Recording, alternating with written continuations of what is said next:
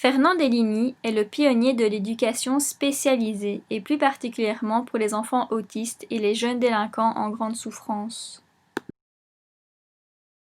Il naît dans le nord de la France en 1913 à Berck. Il perd son père durant la Première Guerre mondiale et grandit avec sa mère. Il décédera en 1996 dans les Cévennes. Au début des années 30, après le lycée, il refuse d'intégrer l'école Saint-Cyr à laquelle le destine son statut de pupille de la Nation.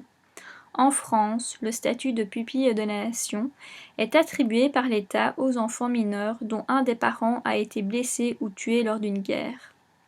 Il décide aussi de déserter les cours de Cagnes, de philosophie et de psychologie auxquels il est inscrit à l'université. Il préfère passer la plus grande partie de son temps dans un asile du côté de Lille, qui accueillait à cette époque des enfants souffrant de maladies psychiques et des enfants délinquants sans aucune distinction. Deligny n'avait pas de fonction déterminée.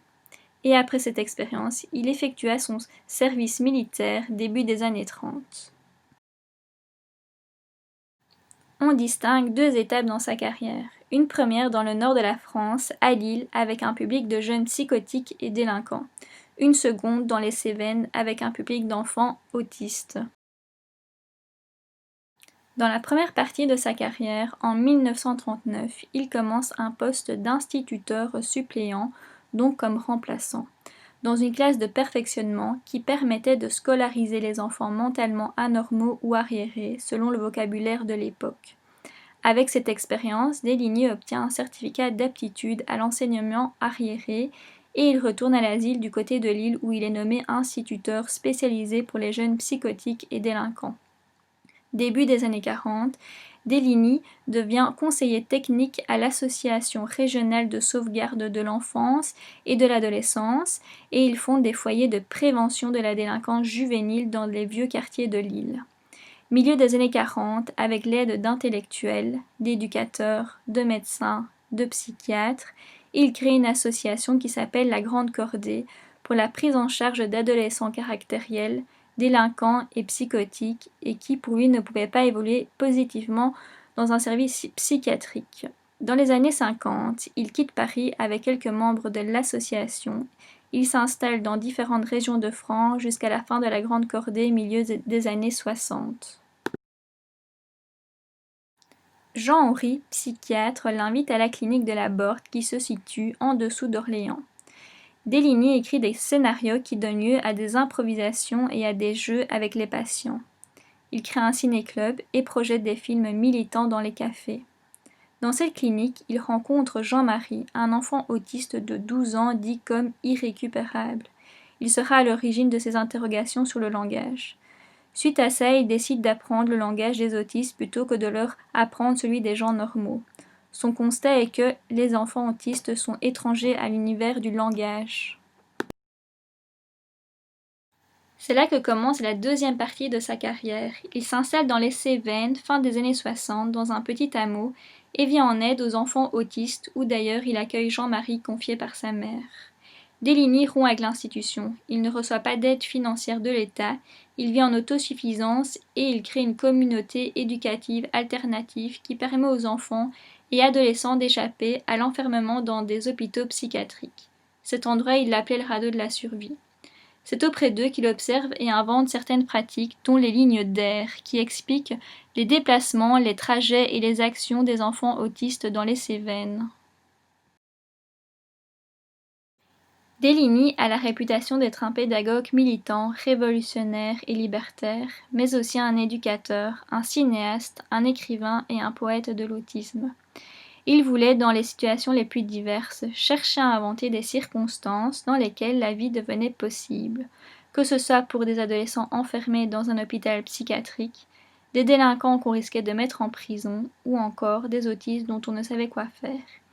Il n'y a pas de lien entre ces enfants et ces adolescents, si ce n'est que la société n'en veut pas, et que le meilleur sort qu'elle leur réserve est en général l'enfermement. Deligny ne se voit pas comme un éducateur, il veut créer des circonstances favorables pour que les autistes et délinquants s'en tirent et vivent sans être enfermés. Il a consacré toute sa vie aux enfants en difficulté et il inspirera de nombreux professionnels de l'éducation populaire. Il va utiliser le cinéma dans sa pratique. Le film Le moindre geste retrace l'histoire du passage de la pédagogie de la délinquance et de l'autisme. En plus du cinéma, il est également l'auteur de nombreux livres, dont le plus célèbre est Graines de crapule. Il est aussi très sollicité par les pédagogues, les psychiatres et les cinéastes. Milieu des années 70, un cinéaste réalise un film documentaire qui s'appelle Ce gamin-là sur Jean-Marie, le garçon de 12 ans dit comme irrécupérable. Sa pédagogie est définie comme pédagogie poétique. Elle est un croisement entre le travail social, la psychothérapie institutionnelle et l'éducation libertaire. C'est en fait un pédagogue assez atypique dans son temps. Dans la première partie de sa carrière, lorsqu'il est nommé instituteur spécialisé pour les jeunes psychotiques et délinquants, Deligny préfère recruter des non-diplômés comme éducateurs du centre. Il cherche des personnes venant des mêmes milieux populaires que la plupart des jeunes. Ils parlent une langue qui leur est plus proche car ils sont dotés d'un vécu semblable.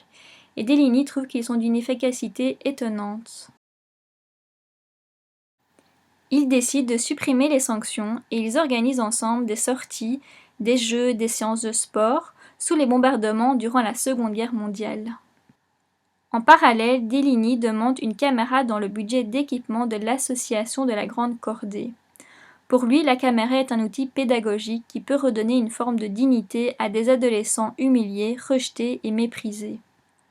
En étant à la fois les réalisateurs, les acteurs ou encore les maîtres de l'image qu'ils produisent, ils acquièrent de l'importance envers eux-mêmes. Deligny conçoit l'acte délinquant comme l'ultime tentative pour rester vivant. Et la délinquance est pour lui l'échec d'une société, et jamais celui de la personne délinquante. Il va donc permettre à ces jeunes de se réconcilier avec le monde en leur offrant des possibilités d'expérience, de relations humaines et de découverte. Dans la deuxième partie de sa carrière, lorsqu'il s'installe dans les Cévennes, il propose un milieu de vie organisé en aires de séjour, dans lesquelles les enfants vivent auprès des paysans, des fermiers locaux, des ouvriers et des travailleurs sociaux. Ils apprennent à cuisiner, ils coupent du bois, ils conduisent les troupeaux et font un tas d'autres activités. Et ici aussi, Deligny utilise la caméra. Il se dit que s'il n'y a pas de langage, peut-être qu'il y a l'image. Il montre qu'un autiste est un humain et que nous pouvons faire des choses avec lui. Enfin, Deligny ne veut pas rééduquer ou réadapter ses enfants, car il ne veut pas essayer de les rendre comme tout le monde. Il pense qu'en offrant un milieu favorable à l'enfant, dépourvu de toute intention éducative, il pourra agir et évoluer. Il préconise pour les jeunes délinquants d'engager des éducateurs non diplômés qui sont en fait des personnes qui ont le même vécu et le même langage. Ils sont en effet beaucoup plus aptes à produire les circonstances de choc qui aident à rompre le cercle vicieux et infernal dans lequel se retrouvent les jeunes délinquants. Et donc de ne pas engager des éducateurs qui ont étudié dans des manuels, qui ont une éducation bourgeoise et des pratiques incompatibles avec l'éducation et l'évolution positive de ces jeunes. De supprimer les sanctions au profit de l'activité, d'utiliser le dessin, le jeu mimé, l'alphabet geste et le récit improvisé, d'organiser des sorties, des jeux et des séances de sport, de laisser aux jeunes une grande liberté et d'encourager les échanges avec l'extérieur. Il préconise que les jeunes autistes évoluent dans une collectivité avec de nouvelles situations et où ils font des activités avec leurs mains auprès des travailleurs locaux. Nous ne devons pas essayer que l'enfant change et devienne comme tout le monde, ou encore de chercher ce qu'il manque chez eux. C'est en fait le milieu éducatif qui est à recréer. Nous devons essayer de trouver ce qu'il nous manque nous, et ce qu'il faut faire pour qu'ils nous voient, et qu'ils aient envie de vivre avec nous.